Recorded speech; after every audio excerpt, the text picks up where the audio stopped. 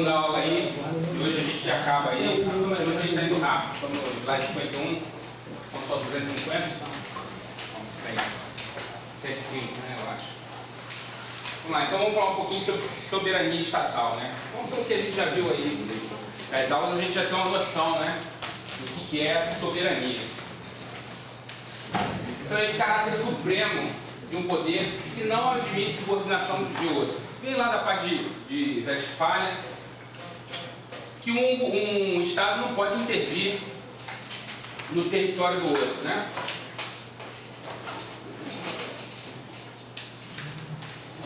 O Estado não pode intervir no território do outro. Então, dentro daquele território, só tem um Estado que pode mandar, determinar as ordens, etc. Jean Bodin, esse cara, ele era um absolutista, né? Um monarquista. Ele defendia que o poder absoluto e perpétuo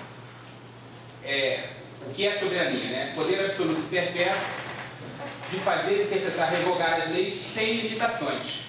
Como ele era monarquista, ele defende mais aquela ideia de que o rei faz as leis, mas não necessariamente tem que cumpri-las, né? Estamos aqui em 1530. Então a monarquia absolutista ainda estava muito jovem, né? Rousseau. Para Rousseau, soberania é o exercício da vontade geral. Vontade geral lê-se democracia, vontade da maioria. Soberania pode ser interna, que é o poder político, ele não subordina a ninguém dentro do limite do seu território, né? É o poder de império sobre o território e a população daquele território. E externa. Na soberania externa, importante é aquela ideia que a gente já viu de igualdade entre os Estados. Então é igualdade e independência com relação aos outros Estados. Então um não pode intervir no outro.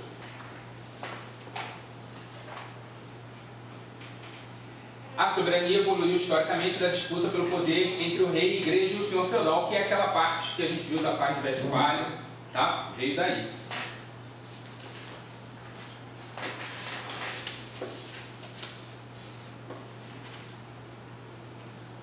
O poder do rei foi considerado originário, ou seja, não deriva de outro. Ele é perpétuo e absoluto. Então, tem aquela ideia do rei por determinação divina. Não tinha outra pessoa na terra que determinava a vontade do rei. Então, a vontade dele era originária, não vinha de outra. Então, o poder do Estado é originário, irresistível, independente, absoluto e perpétuo. Tá? Importante. A soberania é uma independência jurídica e não real. O que significa ser uma independência jurídica? Porque dentro das normas, a pessoa pode se comportar dentro daquelas normas daquele Estado da maneira que ela quiser. Mas não real. O maior exemplo é o que? A guerra.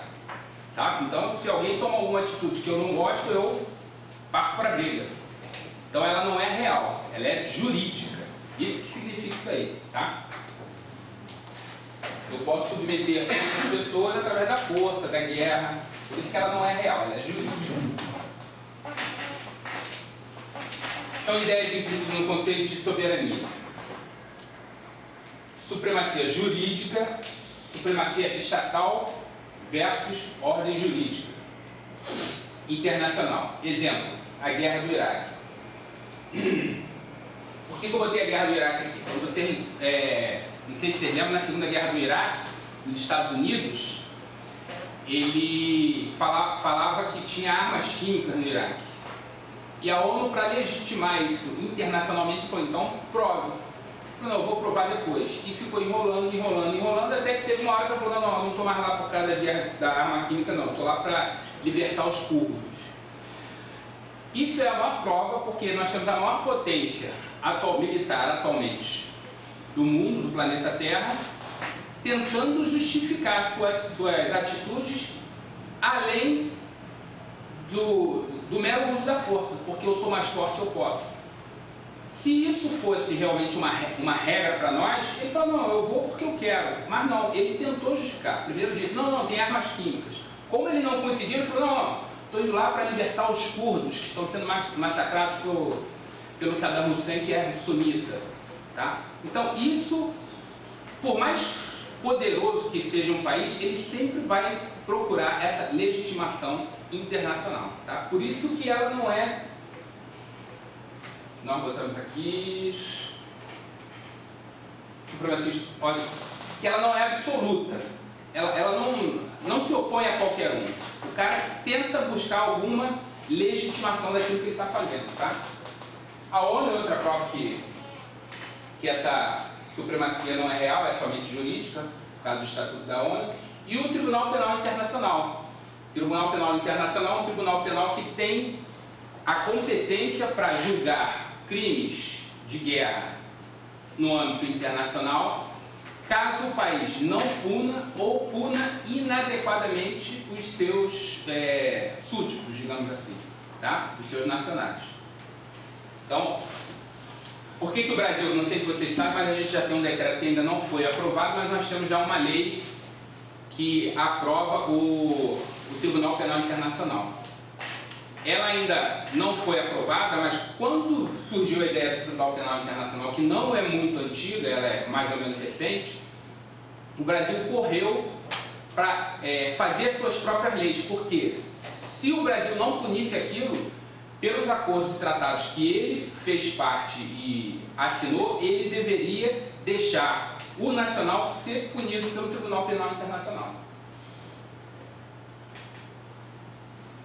Autonomia do poder, independência do poder dos Estados no âmbito de sua competência perante todos os outros.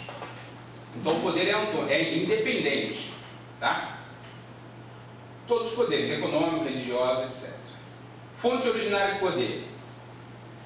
A fonte originária do poder nos Estados modernos, pelo menos os democráticos, está lá no artigo 1º, parágrafo 2º da nossa Constituição, e todos os outros países repetem mais ou menos a mesma coisa. Todo poder emana do povo, que o exercerá diretamente ou indiretamente. Está lá, é o artigo 1º, parágrafo 1 da Constituição.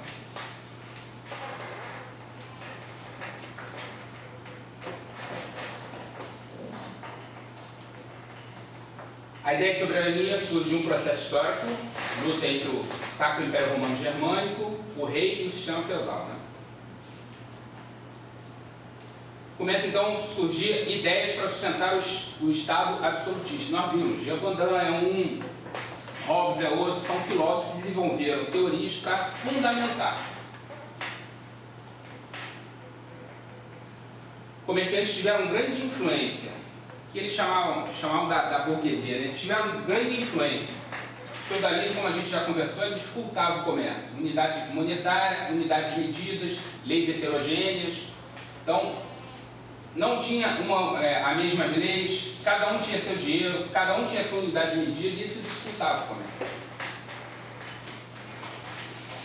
Ocorre então uma gradual subordinação dos senhores feudais ao rei e um afastamento do Império, do Sacro Império Romano Germânico e da Igreja.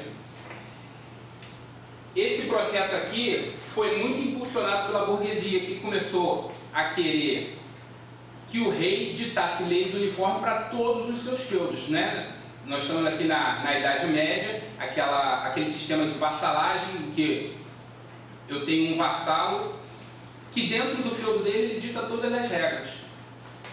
A burguesia, incomodada com isso, eles começam a financiar o rei e influenciar que o rei pegue as rédeas e dite as normas dentro de todos os seus feudos.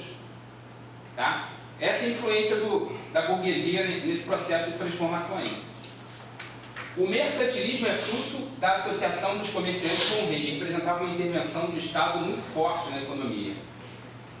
O mercantilismo, ele era uma teoria econômica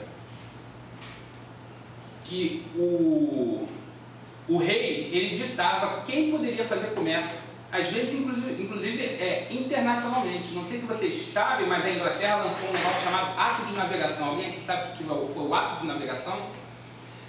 Que todo o comércio, todos os produtos que entravam e saíam pelo mar da Europa, deveriam ser transportados pela Marinha Inglesa. E se não fossem, o navio poderia ser afundado.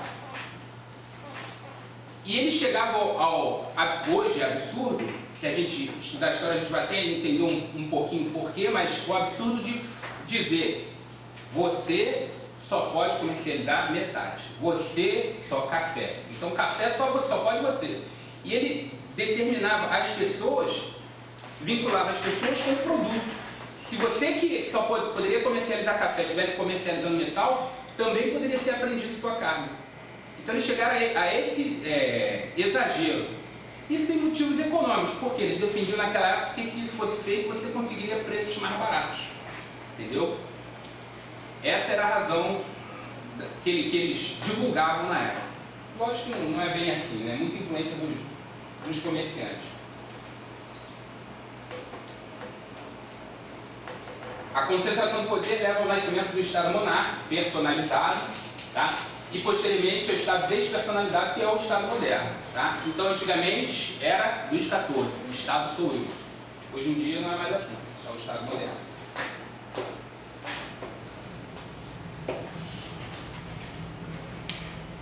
Jean Baudin.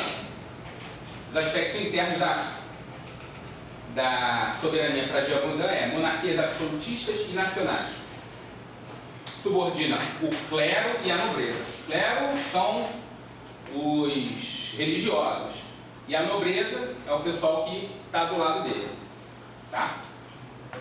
São os condes, duques, etc. Pessoas que têm títulos nobres. E se desliga da autoridade papal. Unificação, nesse caso aqui, é a palavra-chave, tá? Então, para a soberania, unificação realmente é a palavra-chave. Hugo Gross. Aspectos externos. Sacro Império Romano, Germânico e Papado aspiram à dominação universal, que é realmente, durante a história, a gente sempre teve alguém que aspirou à dominação universal. Isso aí não é novo, não nasceu com o nazismo nessa época. Se vocês estudarem um pouquinho da história antiga, os persas foram um dos primeiros povos lá na antiguidade, estou falando aí de mais de 1000 a.C., eles já pensavam numa dominação uma dominação mundial, tá? Então, aqui se repete. As guerras, rivalidades comerciais e a divisão da religião empurram a Europa para o reconhecimento dos Estados independentes como forma de alcançar a paz, como a gente já estudou lá por causa da Guerra dos 30 anos.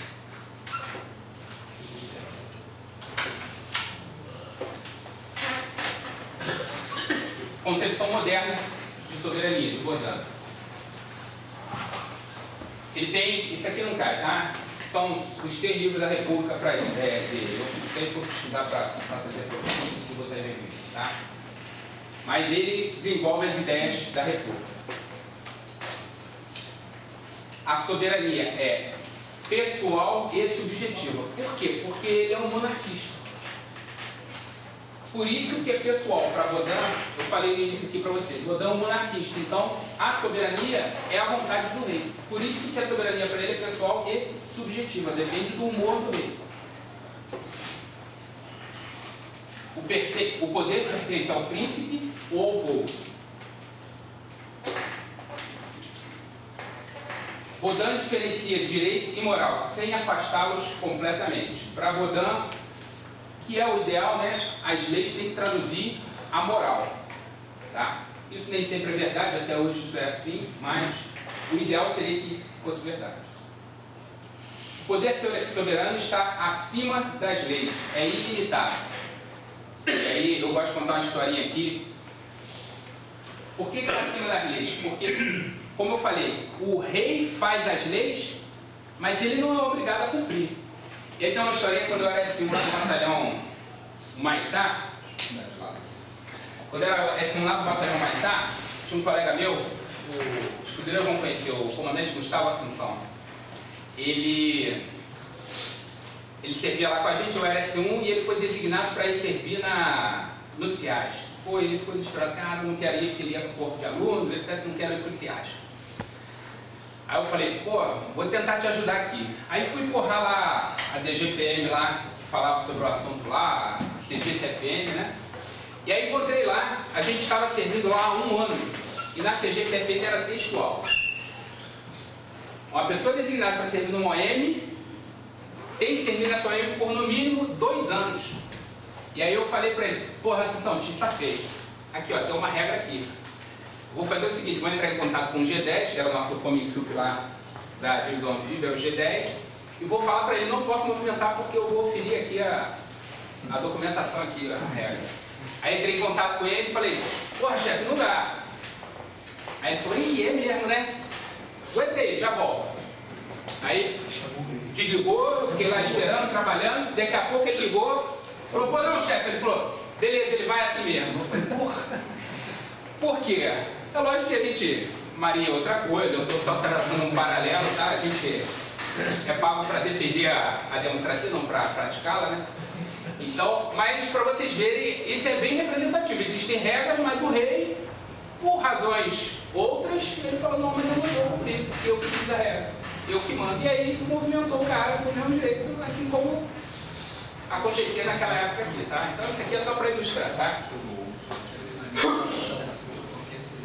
Ele tem o poder de ditar as leis, declarar guerra, cunhar moedas, definir pesos e medidas, dispor sobre o tributo. Vocês estão vendo aqui como que isso aqui é forte a influência dos comerciantes, da burguesia da época?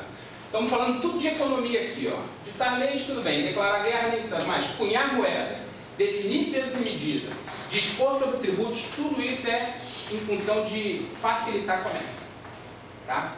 Então tem outros motivos, mas o mais forte era esse. Por quê? Porque a burguesia, o rei de vez em quando precisava de dinheiro. A gente acha o rei é soberano, ele pode tudo, mas ele precisa de dinheiro também. Por mais poderoso que o cara seja, ele precisa de dinheiro. E quem emprestava dinheiro? Quem tinha dinheiro para emprestar para o rei? Era a burguesia.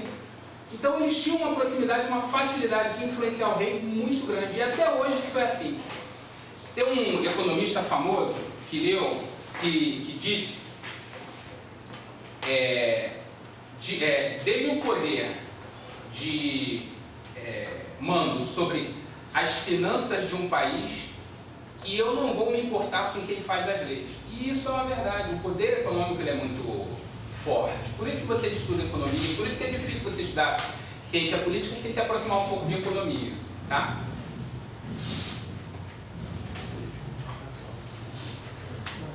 A existência do poder soberano é a condição necessária à existência do Estado. Isso fica bem óbvio, né? Se eu não dito as regras, o exercício do poder deve se igualar pelo direito natural, normas éticas e racionais. Estamos falando do mundo ideal, tá? Geralmente esses filósofos, eles pensam coisas como assim, como se fosse o mundo ideal. Na prática, muitas vezes vai variar, mas no ideal, o que seria o ideal? É isso aqui, tá? Direito natural, normas éticas e racionais. Rodando defendia a monarquia absolutista, como eu já falei para vocês, de origem divina. Então o rei é rei porque Deus colocou ele lá. Então temos que obedecer, porque naquela época, 1576, a religião católica era muito influente, tá? Ninguém pisava fora das regras da igreja. Você podia fazer qualquer coisa até onde a igreja tinha autoridade.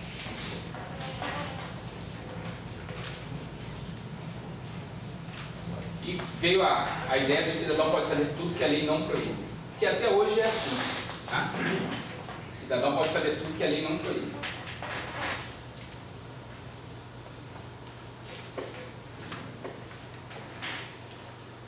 Hugo Gross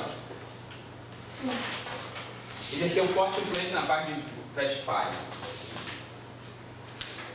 Pontos principais da sua doutrina: monarquia absoluta, soberania territorial e igualdade entre os estados.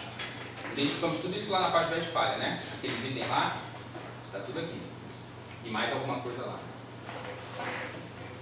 Alguns acontecimentos que influenciaram seu pensamento: as lutas civis na França, distúrbios políticos e religiosos na Inglaterra e a primeira etapa da Guerra dos 30 Anos. Tá? Isso influenciou bastante aí a doutrina do Hugo Gross. Estudos Jus Gentio, que é a lei dos comuns, do gentio, e tenta adaptar a relação entre as nações. Então, por exemplo, no nosso Código Civil, que é um Código Civil que tem influências romanas, lá no Ius Gentio romano, pregava que nós temos que cumprir os contratos, os acordos. Se eu acordei uma coisa com você, assinei, eu tenho que cumprir. Ele tenta adaptar isso, já que era entre relação entre pessoas, vamos adaptar para os estados. É exatamente isso aqui, tá? E todas as outras regras ele tentou fazer o mesmo. Soberania. O Supremo Poder Político, os atos são indiscutivelmente legais. É aquilo que ele falou. Se o rei falou para fazer, é porque é legal. Ah, está contra a lei, não, mas se o rei falou, é legal. O povo elege o governante, mais uma vez eleito, deve respeitar. Sua teoria de direito internacional se baseou no direito natural. Tá?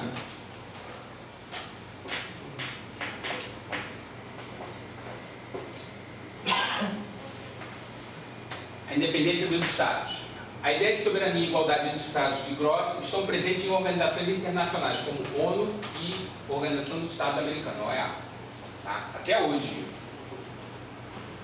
Princípio da não intervenção, soberania, independência dos Estados.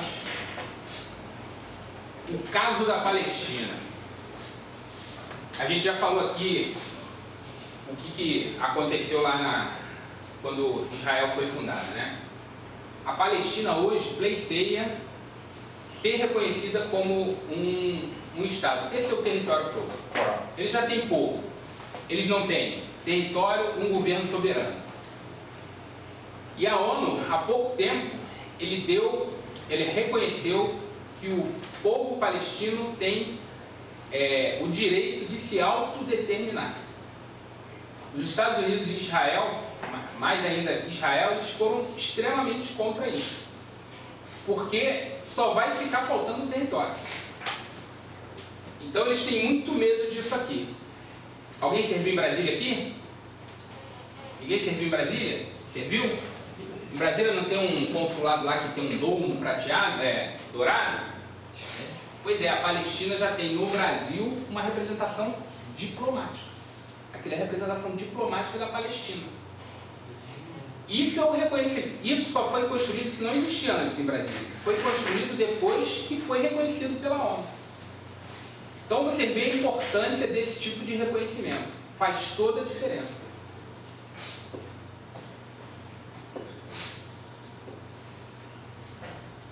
Forma de governo. Que órgão exerce qual função? Então, quando falamos de governo, lembre-se sempre de ação, tá? É tomar algum tipo de ação. E aí, forma de governo é estabelecer qual órgão vai exercer qual função do poder. Monarquia. São as formas de governo. Monarquia, onde o monarca exerce tudo. Aristocracia. Democracia. República e tem outras. De menor importância, essas são as principais, mas tem outras. Cada uma aqui diz quem vai exercer o poder. Monarquia, uma pessoa. Aristocracia. Você sabe qual é a origem da palavra aristocracia? Hã? Cracia é poder. O que é aristo? Não é à toa que a gente tem um filósofo chamado Aristóteles. O que é aristo? O que é esse radical grego? Ele significa que são pessoas, aristo é a pessoa virtuosa, uma pessoa boa, inteligente, etc. Aristocracia, esse termo, veio da Grécia Antiga, porque para os filósofos, não sei se é Platão ou Aristóteles, mas acho que é Platão, ele defendia que as pessoas que governam, elas deveriam ter um preparo para isso. Elas deveriam ser pessoas boas, reconhecidamente probas, inteligentes, cultas, porque eram os melhores governantes. E quem naquela época reunia essas qualidades? Eram os filósofos. Ele até defendia que o ideal é que todos fossem soldados em algum momento da sua vida. Alguns desses soldados iam galgar a posição de oficiais que iam mandar nos demais soldados, e alguns desses que galgaram a posição de oficiais iam galgar a posição de governantes. Para ele, os militares que fossem mais inteligentes, probos, honestos, eram as pessoas mais qualificadas para governar. Tá? Então, aristo é isso. Hoje, o termo mudou o seu significado, tá? Mas na Grécia Antiga era isso. Hoje em dia, a aristocracia é um termo meio pejorativo, né? Forma de Estado. Como será dividido o território com relação ao exercício do poder? Tá? Então, se o território vai ser único, a gente vai ver aqui. Estado unitário. Só existe um Estado, uma fonte de poder. Tá? Uma coisa que eu descobri até refazendo a aula de vocês, que eu não sabia. Descobri refazendo a aula de vocês aqui para trazer outros exemplos, é que a Espanha é um Estado unitário. A gente, pô, mas eles não estão divididos de estados, mas não existe, isso é que é interessante, né? Não existe na Constituição espanhola divisão de poderes como tem na nossa. Então, se vocês abrirem a Constituição, lá na Constituição diz: a União cabe, e aí diz o que a União pode legislar, quais são as regras que ela pode ditar. Aos estados cabe, e aí diz quais as regras que os estados podem ditar. Aos municípios cabe, e diz quais as regras. Se a União legislar sobre alguma coisa que o município, na Constituição diz que o município que pode legislar, essa regra é inconstitucional e pode vir a deixar de ser aplicada através de uma ação direta de inconstitucionalidade perante o Supremo. O exemplo maior são os impostos. Quando você paga o imposto de renda, você paga para quem? Governo Federal, União. Quando você paga o ICMS, você paga para quem? O Estado. Quando você paga o ISS, você paga para quem? Para o município. Se a União falar, não, a partir de agora o ISS vai ser recolhido pela União, essa lei é inconstitucional, é válida, não pode vigorar e vai ser extirpada do nosso ordenamento jurídico. Isso está escrito na nossa Constituição e tem que ser obrigatoriamente respeitado. Na Espanha, até existe regra semelhante, mas a qualquer momento o primeiro-ministro pode chegar, não, agora o ISS é meu, e acabou, o município não pode falar nada. Tá? Essa é que é a diferença entre Estado unitário e o Estado federal. No federal existe essa divisão e essa divisão é inquebrantável, você não pode quebrar, você não pode passar por cima. No Estado federado, em alguns estados, nos Estados unitários, isso é uma concessão, mas o poder central pode a qualquer momento falar, não, agora mudou, tá? E Estado federado, então, que é o exemplo do Brasil, tá? Cada um tem a sua competência. Eu lembro até que meu filho, quando ele estava, sei lá, 6ª, 7ª série, a professora dele falou para ele, né? Ele estava estudando, né? E a professora dele falou para ele lá que eu estava estudando com ele e falou lá que a União dita as regras para baixo e o Estado não pode desrespeitar a regra da União. Eu falei, pô, não é bem assim não, tá? Cada um tem a sua competência. Problemas do conceito de soberania. Soberania, ordem internacional e organizações não governamentais. Perante a ordem internacional, não existe uma soberania assim inquebrantável, porque nós vivemos num único planeta. Então, se os Estados Unidos, falei para vocês o negócio do pneu, falei isso? Então, se os Estados Unidos começar a queimar pneu, o Brasil, como regra geral, fala, agora vamos destruir o pneu como? Queimando. O Brasil pode ir lá e impugnar, falar, você não pode queimar pneu. E os Estados Unidos vai ter que respeitar. Em tese. Pelas regras internacionais, ele vai ter que respeitar. E vários outros países, Canadá, vários países assinaram, são 90 e poucos países assinaram esse tratado. Não pode queimar pneu. Pô, mas se está no meu território, eu estou no meu território queimando pneu, o meu pneu, pô, por que você não... por que eu vou ter que respeitar? Por que você vai me proibir? Esse é o problema do conceito de soberania, ela não é absoluta. Em alguns casos e vários outros. Passagem inocente, a gente vai estudar isso aí na próxima aula, na aula de direito. Passagem inocente, eu posso passar pelo seu território. O Estado ele pode impedir? Não, ele pode impor regras. Eu tenho que passar por aqui, etc. Mas falar, não, não vai passar, não pode. Tá? E organizações não governamentais. Isso aqui é um pouco mais mitigado, mas existem algumas organizações não governamentais que também podem impor a vontade ao Estado. Um exemplo, A OTAN. Na Guerra das Malvinas, não sei se vocês lembram, vocês não vão lembrar. Vocês estão estudando isso, né? Então, acho que no livro de vocês traz isso. É porque eu vivi nessa época, então eu lembro disso. Mas na Guerra das Malvinas, a Inglaterra foi pedir permissão para a OTAN, para usar um navio dela na Guerra das Malvinas. Por que isso aconteceu? Porque pelo acordo da OTAN, aquele navio ele estava temporariamente adjudicado à OTAN e não poderia ser usado. Porra, mas o navio não é meu? Eu não sou soberano? Como é que eu não vou poder usar meu navio? Por causa disso aqui, tá? Esse conceito de soberania, ele não é pleno, ele não é absoluto, tá? Então esses são os problemas que existem na soberania.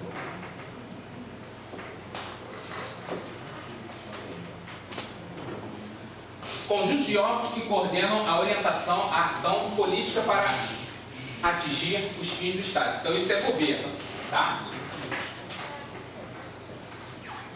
A palavra governo vai estar sempre ligada à ação, a fazer. Governantes são indivíduos que têm a competência para gerir os negócios públicos. Têm o poder de decidir e usar a força. É uma junção de poder e dever nos Estados modernos, tá? Então, muitas vezes, quando você encontra uma regra lá, para o pessoal do direito isso é mais fácil. Como a maioria aqui não faz direito, a gente usa muito nas peças que a gente faz, porque isso é um poder-dever do Estado. Porque não só o Estado pode, mas ele não tem a discricionariedade de falar eu posso, mas eu faço quando eu quero. Não, eu não só posso, mas eu tenho que fazer. Tá? Por isso que chama-se esse poder-dever. Governo, já falamos sobre isso, né? Estabilização, estruturação e institucionalização.